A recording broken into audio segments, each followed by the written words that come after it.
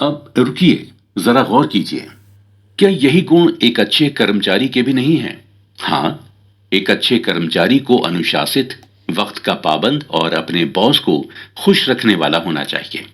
Leader या महानता इन सब नियमों को कभी कभी अवश्य तोड़ेगी।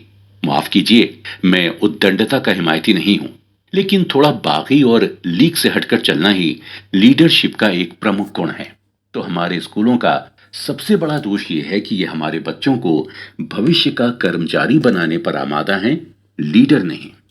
मेलकॉम ग्लैडवेल अपनी किताब आउटलायर्स में समाज विज्ञानी एनेट लोराउ के एक महत्वपूर्ण शोध का जिक्र करते हैं।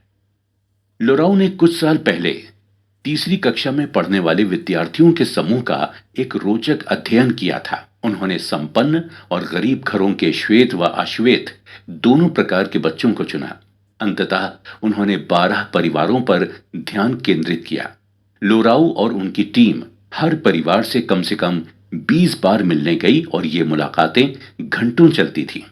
लोराउ और उनके सहयोगी उन लोगों के साथ उनके पीछे पीछे चर्च, फुटबॉल मैचों और डॉक्टरों के क्लिनिक तक गए। उनके एक हाथ में टेप रिकॉर्डर रहता था और दूसरे में नोटबुक। आप ये उम्मीद कर सकते हैं कि अगर आप 12 अलग अलग घरों में इतना लंबा समय बिताते हैं तो आपको बच्चों की परवरिश के बारे में 12 अलग अलग विचार मिलेंगे। कठोर अभिभावक होंगे, नर्म अभिभावक होंगे, परिपक्व अभिभावक होंगे, अपरिपक्व अभिभावक होंगे आदि। बहरहाल लोराउ ने एक बिल्कुल अलग चीज पाई कि संपन्न माता पिता अपने बच्चों को एक तरीके से पालते थे और गरीब माता पिता अपने बच्चों को दूसरे तरीके से पालते थे। संपन्न माता पिता अपने बच्चों के खाली समय में बहुत ज्यादा शामिल होते थे। वे उन्हें एक गतिविधि से दूसरी गतिविधि की ओर धकाते रहते थे। वे उनसे उनके शिक्षकों, कोच और टीम के साथियों के बारे में सवाल पूछते थे। लोराउ ने जिन समृद्ध बच्चों पर शोध किया उनमें से एक गर्मी में एक बेसबॉल टीम, 2 फुटबॉल टीमों, एक तैराकी टीम और एक बास्केटबॉल टीम में खेलता था। साथ ही एक ऑर्केस्ट्रा में भी बजाया करता था और पियानो का प्रशिक्षण भी लेता था। इस तरह की गहन दिनचर्या गरीब बच्चों के जीवन से लगभग पूरी तरह नदारद रहती है। उनके लिए खेल का मतलब सप्ताह में 2 बार का फुटबॉल अभ्यास नहीं था। ये तो अपने भाई बहनों और पड़ोस के दूसरे बच्चों के साथ बाहर खेलना था। बच्चा जो करता था उसे अभिभावक वयस्क संसार से अलग मानते थे, जो उनके लिए खास महत्वपूर्ण नहीं था। कामकाजी वर्ग के परिवार की एक लड़की केटी ब्रिंडल स्कूल के बाद सिंगर्स ग्रुप में गाती थी। लोराउ लिखती हैं, मिसेस ब्रिंडल वो नहीं करती हैं जो मध्यवर्गीय माताओं के लिए सामान्य है कि वे गायन में अपनी बेटी की रुचि को प्रतिभा का संकेत माने। वे उसको एक औपचारिक गुण में विकसित करने के दूसरे तरीकों की तलाश नहीं करती हैं। मिसेस ब्रिंडल नाटक में बेटी की रुचि पर बात नहीं करती हैं। वे इस बात पर अफसोस नहीं जताती हैं कि वे अपनी बेटी की योग्यता नहीं बढ़ा पा रही हैं। इसके बजाय वे केटी की योग्यताओं और रुचियों को चारित्रिक गुण मानती हैं। गाना और अभिनय उस व्यक्तित्व का हिस्सा हैं जो केटी को केटी बनाता है। वे अपनी बेटी के प्रदर्शन को आकर्षक मानती हैं और ये सोचती हैं कि केटी ध्यान पाने के लिए ये कर रही है। मध्यवर्गीय अभिभावक मुद्दों पर अपने बच्चों के साथ पूरी बातचीत करते थे और उनके साथ तर्क करते थे। वे सिर्फ आदेश जारी नहीं करते थे, वे उम्मीद करते थे कि उनके बच्चे उनके साथ बात करें, समझौता वार्ता करें, सत्ताधारी वयस्कों से सवाल करें। अगर उनके बच्चे स्कूल में कमजोर प्रदर्शन करते थे तो ज्यादा संपन्न अभिभावक उनके शिक्षकों को चुनौती देते थे। वे अपने बच्चों का पक्ष लेते थे। लोराउ ने जिस एक बच्ची का अध्ययन किया वो एक प्रतिभाशाली प्रोग्राम के लिए पात्र होने से चूक जाती है। उसकी मां ये व्यवस्था करती हैं कि उसकी निजी तौर पर दोबारा परीक्षा ली जाए। वे स्कूल में आवेदन देती हैं और अपनी बेटी को दाखिला करा देती हैं। इसके विपरीत गरीब अभिभावक सत्ता से डर जाते हैं। वे निष्क्रियता से प्रतिक्रिया करते हैं और पृष्ठभूमि में बने रहते हैं। लोराउ एक कम आमदनी वाली अभिभावक के बारे में लिखती हैं, मिसाल के तौर पर एक पेरेंट शिक्षक कॉन्फ्रेंस में मिसेस मैकेलिस्टर जो हाई स्कूल तक पढ़ी थी दबी बुझी नजर आती हैं।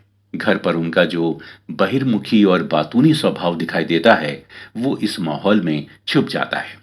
वे कुर्सी पर झुककर बैठती हैं और अपनी जैकेट का जिप बंद रखती हैं।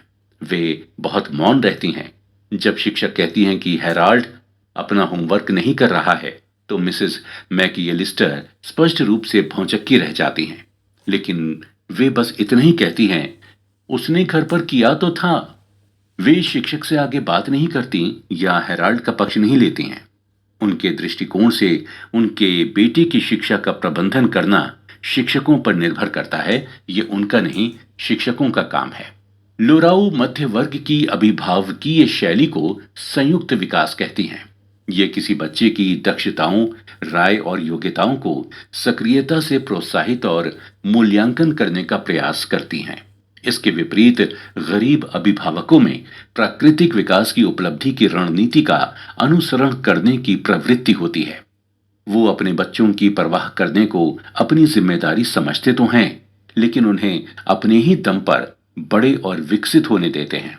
इसके विपरीत कामकाजी वर्ग और गरीब बच्चे दूरी, अविश्वास और बाध्यता के एहसास के लक्षण रखते थे। वो ये नहीं जानते थे कि अपनी मनचाही बात कैसे मनवाएं या लोराउ की अद्भुत शब्दावली में अपने सर्वश्रेष्ठ उद्देश्यों से माहौल को कैसे कस्टमाइज करें। मेरी 6 साल की बेटी को साइकिल चलाना सीखना था। उसने मुझसे पूछा कि अब पापा, क्या साइकिल चलाना हमें स्कूल में सिखाएंगे? क्योंकि ये तो बहुत जरूरी है। इससे मैं जल्दी से कहीं भी जा सकती हूँ और इसी से मैं बड़ी होकर स्कूटी भी चलाना सीखूंगी। मैंने कहा, हाँ बेटा, ये वाकई जरूरी है। इसे तो स्कूलों को सिखाना ही चाहिए। मेरी पत्नी ने बात काटते हुए कहा कि अजी रहने दो, स्कूल 1 महीने तक तो साइकिल चलाने की थ्योरी बताएंगे, साइकिल के पार्ट्स के नाम और उसके पीछे लगने वाले कठिन फिजिक्स के नियम भी पढ़ाने लगेंगे। मतलब 5 घंटों में सीखी जा सकने वाली साइकिल को 50 दिन का उबाऊ कोर्स बना देंगे स्कूल। बात सही है कि हमारे स्कूल जिंदगी के व्यवहारिक ज्ञान को नहीं सिखाते। वो नहीं बताते कि जिंदगी के छोटे छोटे और महत्वपूर्ण कार्य कैसे किए जाएं। वो व्यवहारिक ज्ञान को भी बोझिल और उबाऊ तरीके से पढ़ाते हैं। तो हमारे स्कूलों का दूसरा बड़ा दोष है कि वो जीवन उपयोगी व्यवहारिक ज्ञान को नहीं पढ़ाते। हमारे बच्चों पर शुरुआत में शिक्षक अच्छी हैंड राइटिंग के लिए दबाव बनाते हैं और इसमें उनके शुरुआती महत्वपूर्ण वर्ष बर्बाद हो जाते हैं। जबकि आज के समय में आपकी हैंड राइटिंग से आपके करियर पर कोई खास प्रभाव नहीं पड़ता।